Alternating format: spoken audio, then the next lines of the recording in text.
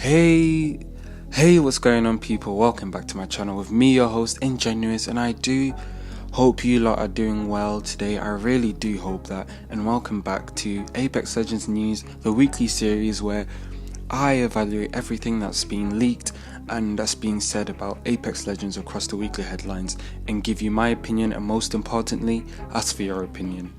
And don't forget to drop a like and the subscription, and let's get straight into the video.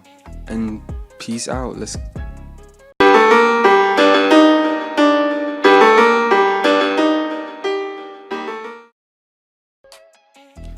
So as you guys know, it is the new season of Apex Legends, so I will just read you guys the patch notes and keep you informed. So Rami Patek is a 21-year-old British Indian blue-collar private business owner who just needs a big gun and a backpack full of scrap metal to get by in the dangerous wild west of the Outlands. So Patek brings her modded shields and knowledge on heavy weapons such as Sheila.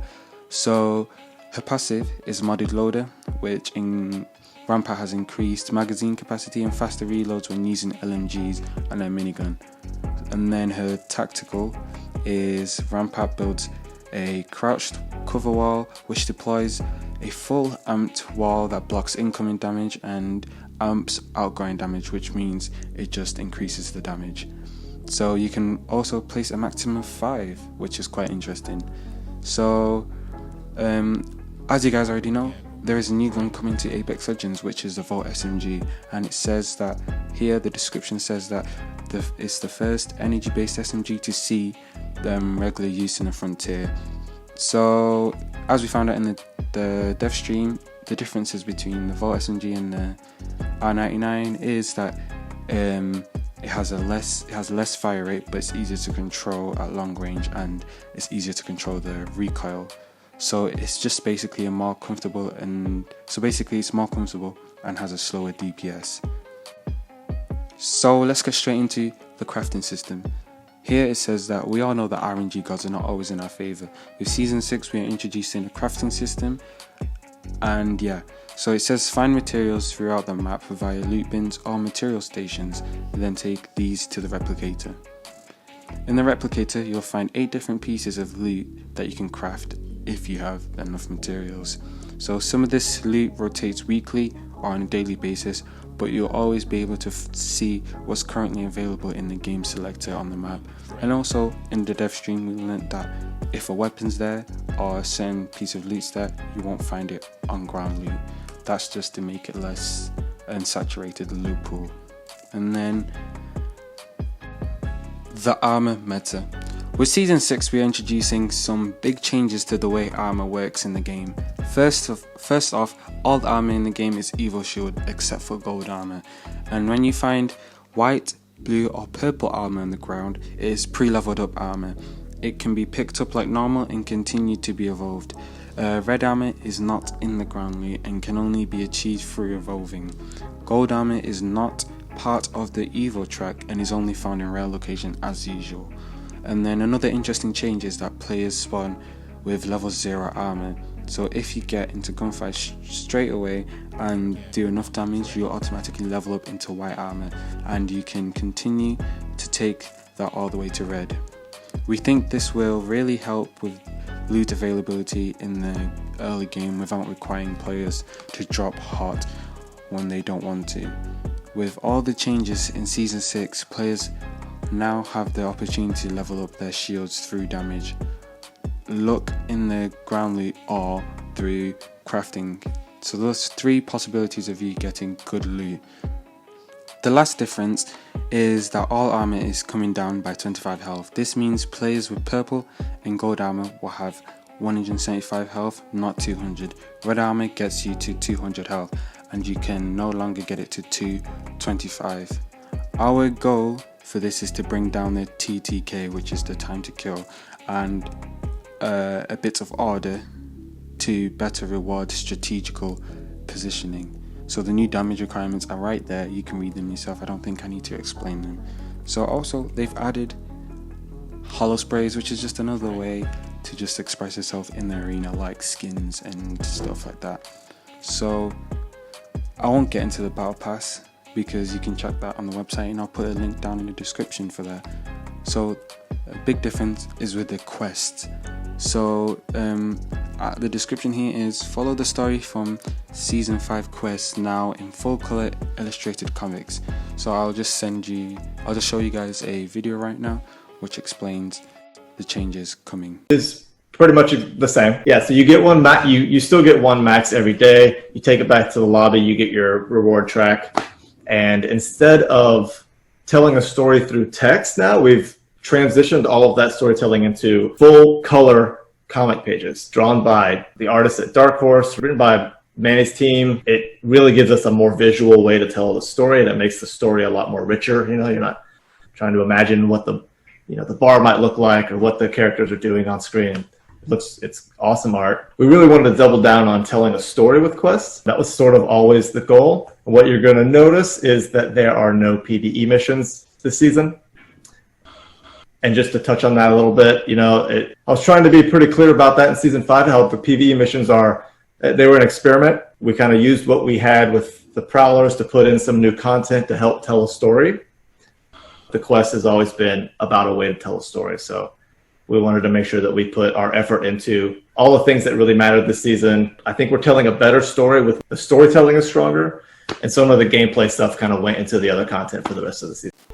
Now let's get into the things you guys have been waiting for, which is the legend changes. So this patch, we're going to look at the Recon class. A class built with information gathering should be powerful in a BR game where knowing where the enemy is often is the difference between life and death. But out of our 3 legends in the Recon class, Pathfinder, Crypto and Bloodhound, one dominates in terms of game performance, and I think you guys know who that is. So in this patch, we are mostly buffing Bloodhound as they needed the help the most. Crypto changes are mixed bag, as we also found one bug we had to fix that was giving Crypto a hidden advantage. Between the buffs, Bloodhound's ult, and the new utility Crypto gained in his drone, we hope to see more diverse field of Recon legends in the game. Recon class. All the Recon legends, Bloodhound, Crypto and Pathfinder, can now use survey beacons to get their next ring location. Crypto can now use his drone to instantly get information. So here it has Pathfinders and Bloodhounds and Crypto's detail, and I'll just read you the main information. So in Bloodhound's Beast of the Hunt, he now gains more duration when Bloodhound scores a knock or a kill with his ultimate to run out. So if he kills someone, his ultimate will last longer. And then with the Eye of Allfather, during the Beast of the Hunt, the Eye of Allfather now comes out twice as fast and has much shorter cooldown, so he can do it just every 6 seconds, like it says here with the numbers. But then also with Crypto Surveillance Drone, Crypto can now activate respawn and survey beacons from his drone, doing it instantly instead of requiring a prolonged use, so he doesn't have to take 5 seconds or 10 seconds or how long the action takes. And then his drone EMP, the EMP will now slow down teammates caught in the blast even if they have no shields. This means players who have a Revenant Death Totem will also be slowed. But then also with his numbers, it goes from a surveillance drone from 30 HP to 60, but then the hitbox is bigger, so that's to balance it out. And then with other legends here, Revenant's Death Totem, for 2 seconds after being recalled by the Death Totem, players cannot use Wraith's Dimensional Rift. This is to stop the Revenant, Wraith and Crypto push, because it's getting overpowered because players can't really do anything. And then with Octane, his stim can now use stim while healing, but stim will not remove the slow you occur from healing, so it's kind of toxic that. But then also with Loba, the only change that's really happened is that it lowered cooldown from 3 minutes to 90 seconds, which is quite huge, to be honest. And then Gibraltar, his defensive bombardment increases cooldown from 3 minutes to 4.5 because he has got the best ultimate in the game, to be honest, so it makes sense. And then Bangalore, who's been awaiting a buff, has now her cooldown has been reduced from 4.5 seconds to 3 minutes. And then with Watson, her intercept and violence now stops caustic straps. So that is the main legend news, and let's get straight into the loot.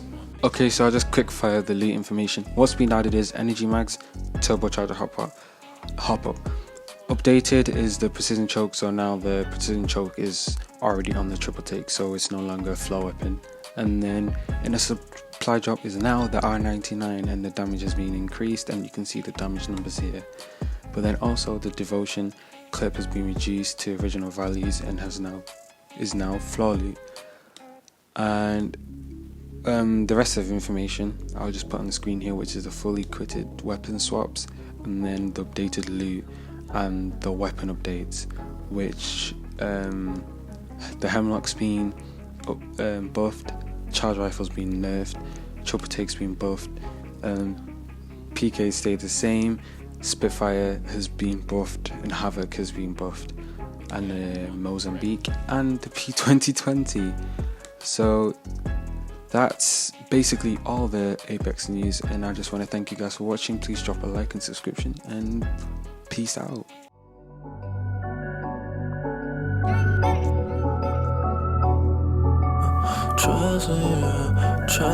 Strut her with a pack on my back. Sit down and relax. Put her on the map. Put you on my back. Flex it with a plaque. Got a couple racks from that shit I did before.